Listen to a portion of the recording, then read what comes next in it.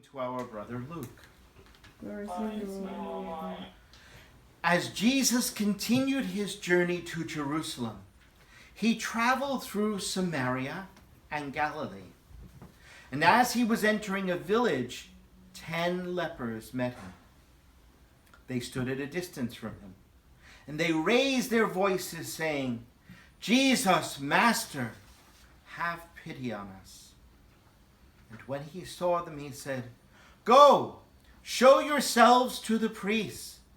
As they were going, they were cleansed. And one of them, realizing that he had been healed, returned, glorifying God in a loud voice. And he fell at the feet of Jesus and thanked him. He was a Samaritan. And Jesus said in reply, 10 were cleansed, were there not? Where are the other 9?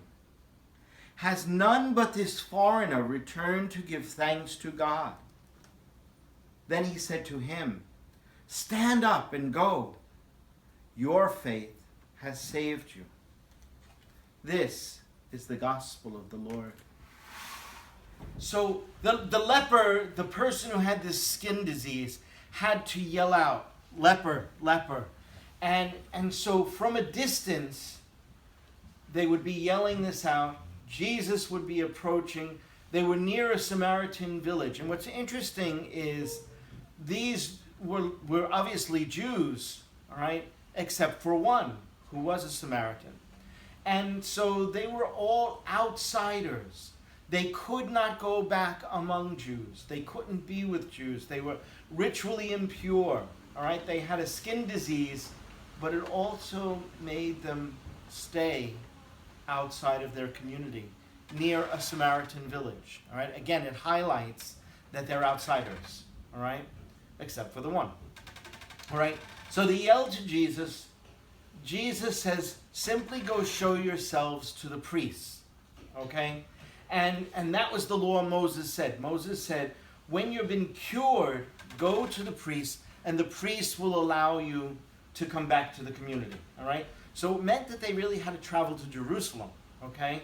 So they had to go to Jerusalem. They had to see one of the priests in Jerusalem at the temple, and the priests in the temple would say, "Go back," and would give some sort of symbol, you know, would give some sort of a written note, basically.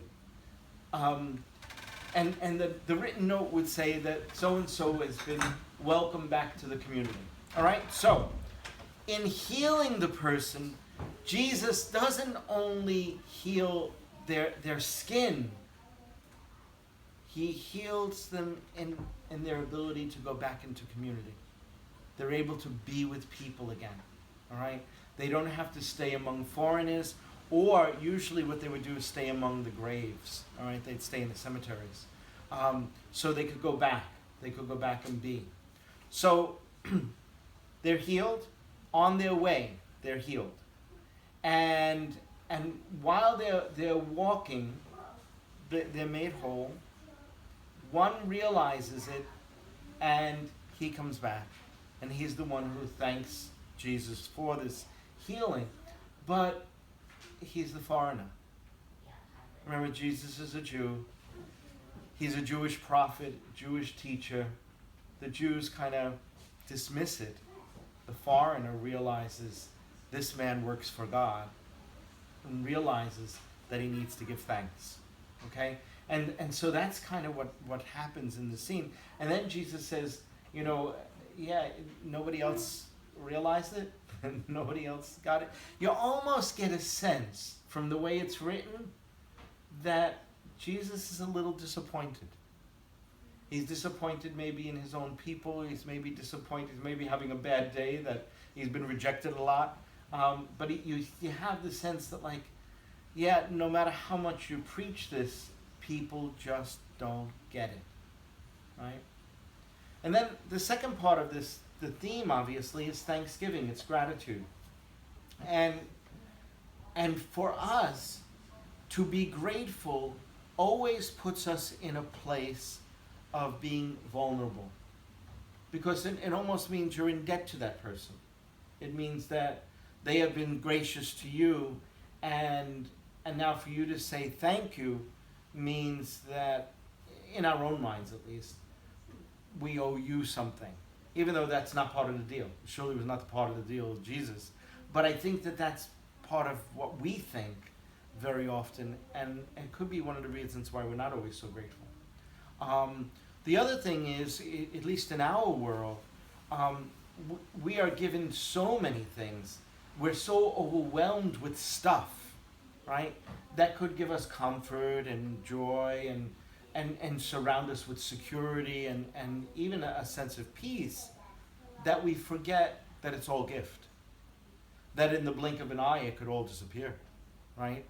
And maybe sometimes, I'm just thinking, we basically in our little household live from check to check.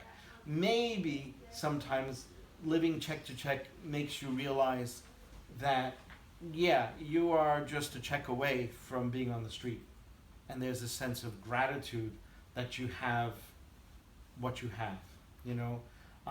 So sometimes the poor are a little bit more grateful because they realize what they don't have. Sometimes it's the realization, whether it's about health, you know, when you have your health, or you have a shelter, you have a roof over your head, and you have food that you can eat, that we sometimes forget that we could be grateful in it. And even on the bulletin, I put that quote from Meister Eckhart, you know, if the only prayer you have ever said is thank you, it's quite enough. You know, that's the prayer. It's thank you. Very interesting, we come Sunday after Sunday to celebrate Eucharist, and it's a Greek word that means thank you. We are simply giving thanks to God for all that God has given us. Life, what we do have, the stuff, and the gift of salvation, the gift of the Christ, the sacrament of God's presence in this world, right? That everything. I was thinking this morning. I on the weekend at least, I like to sit on the stoop and pray in the morning, and it was raining and all, and I was just thinking, all of creation, everything in it, basically mirrors God. It comes from God. There's nothing that doesn't come from God. Everything comes from God. And so if you think of it almost as a mirror, it's reflecting back what is divine, or what is a divine gift. And surely we try to do that. I don't know if we're awakened to it anymore when we say to one another, you are the body of Christ. Because that's what we're saying, that this is gift. That being in the divine presence, living in the divine presence, having the divine presence, being a part of who God is, being part of the image and likeness of who and what God is, something to be grateful for. You know? So that's it. I don't know if you have any thoughts.